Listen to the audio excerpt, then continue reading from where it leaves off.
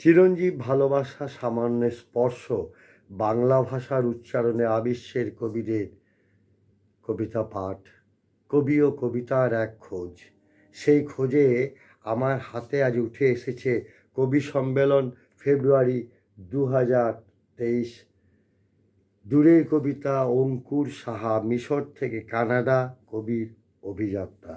এই প্রবন্ধ সুললিত সুন্দরভাবে তিনি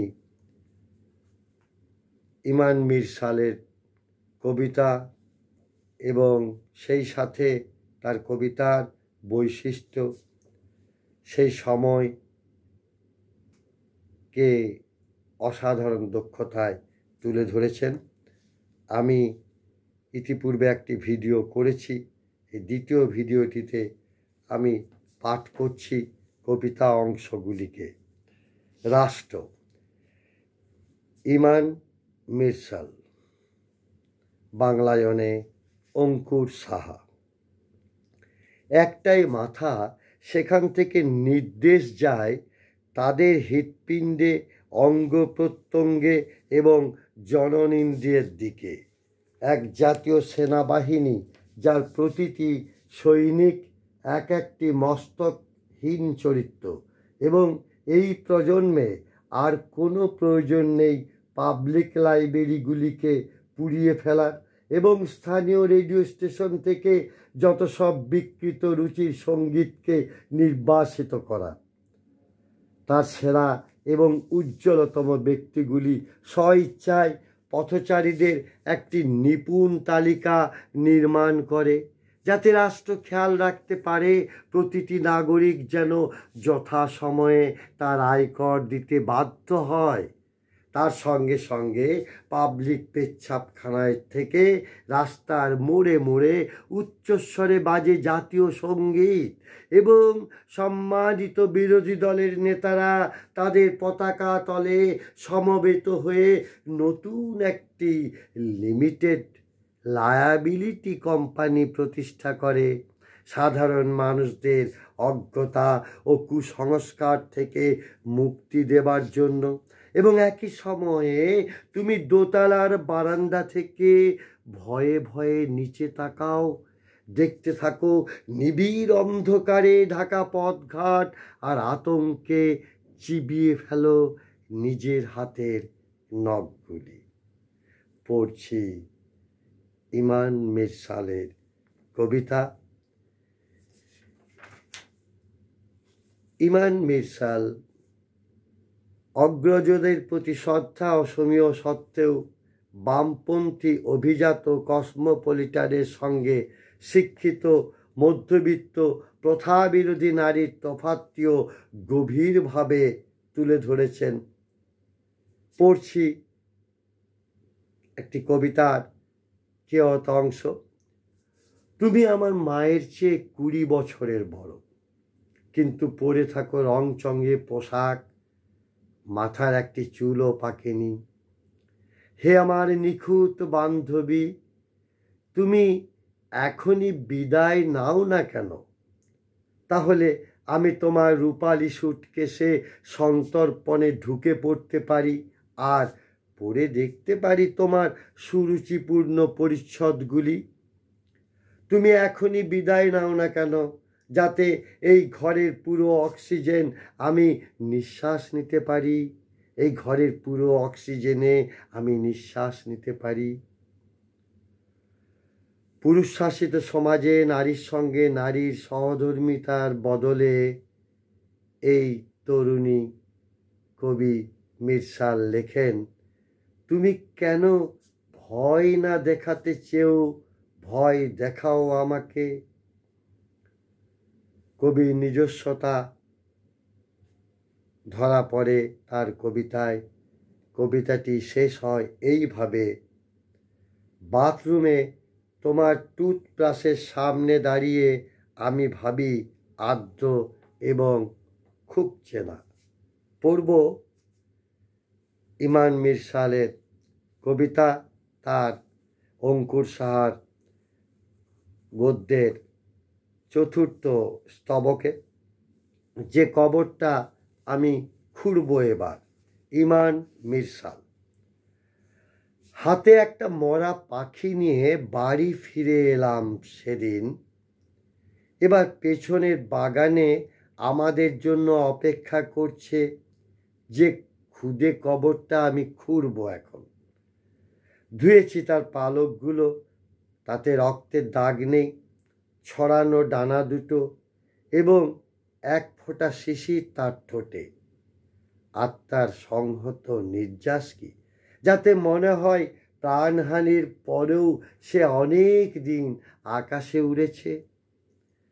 ঈশ্বর আগেই ঠিক করে রেখেছিলেন তার পতনের মুহূর্তটিকে, গুরুভার ও কোনাকুনি ঠিক আমার সামনে।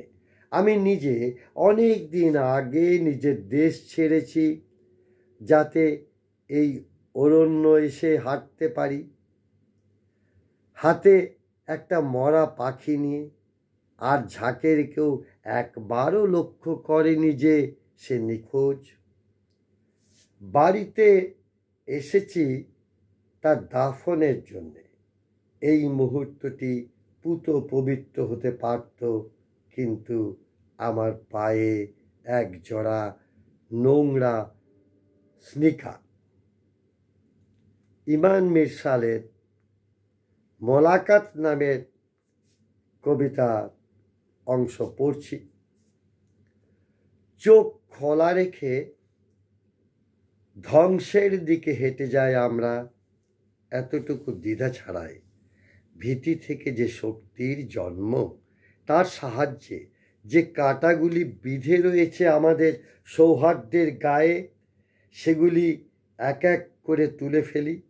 আমাদের দৃঢ় বিশ্বাস অনুদিত উপন্যাসগুলি নান্দনিক যুক্তিতর্ক দিয়ে সমর্থন যোগাবে আমাদের অসতিপনাকে। তার কবিতার অতি সরল নামকরণ প্রেম। আরব কবিতার ডাল ভাত এই বিষয়। পড়ছি ইমান মিরসাল। তুমি যদি আরব কবি হও, এই বিষয় নিয়ে কিছু না কিছু লিখেছ তুমি। দীর্ঘকাল তুমি নিজেকে হারিয়ে ফেলেছিলে বুদ্ধিলোপের ঊষর মরুভূমিতে। পড়ব আরেকটি কবিতা। পুরুষ যখন আমাকে বোঝায় প্রেম কাকে বলে। ইমান মিরসাল।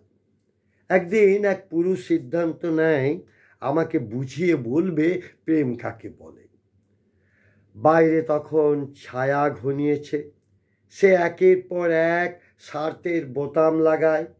বিষণ্ণ আলো নেচে বেড়ায় কক্ষের কোণে কোণে। তার অর্ধেকটা অস্তিত্ব রয়েছে এই ঘরে। মুভি শেষ হওয়ার মুখে যখন আলো কমে আসে পর্দায় এবং মানুষজন এক্সিট চিহ্নের দিকে এগোতে থাকে, ঠিক সেই রকম পোশাক পরে নেওয়ার পরে তার চশমা কানে শক্ত করে এঁটে নিয়ে সে বিছানার কাছে এসে আমায় সহজ ভাষায় বুঝিয়ে দেয় প্রেম। সেই অন্ধকার ঘরে তার মৃদু কণ্ঠস্বর। আসলে প্রেম হলো এক সন্ধান খুঁজে বেড়ানো। আমি রতি ক্লান্ত চোখ খুলে দেখি একদল কনকিস্তাদরা স্বর্ণের খোঁজে ঘুরে বেড়ায় চিলের প্রত্যন্ত অরণ্যে, ক্লান্ত, ক্ষুধার্ত এবং অসহায়। আর পাথরের পিছনে লুকিয়ে থাকা ভূমিজ ইন্ডিয়ান উপজাতির এক মানুষ ভয়ে কাঁপে। আর যখন সে বলে প্রেম হলো চরম তৃপ্তির অনুভূতি, তার সাথে আমি শুনতে পাই সুরেলা কণ্ঠে গান গাইছেন এলা ফিটজেরাল্ড, এবং আমি একতাল কালো চকলেটের সামনে দাঁড়িয়ে আঙুল দিয়ে সেটা ছুঁয়ে দেখছি। আবার সে বলে যে ঘটনাটা ঘটছে সেটা আমার কল্পনায় তখন আর কিছুর অস্তিত্ব নেই। এই পুরুষটিকে আমি আর কোনো দিন নিজের চোখে দেখব না, তাকে জিজ্ঞেস করতেও পারবো না প্রেম মানে নিজের হাত ঘড়িটাকে বিছানার পাশে ফেলে যাওয়া কিনা। পড়লাম কবি সম্মেলন থেকে দুটি ভিডিওটিতে ইমান মিরসালের কবিতা, এবং এটি লিখেছেন বাংলা ভাষার এক প্রিয় লেখক অঙ্কুর সাহা।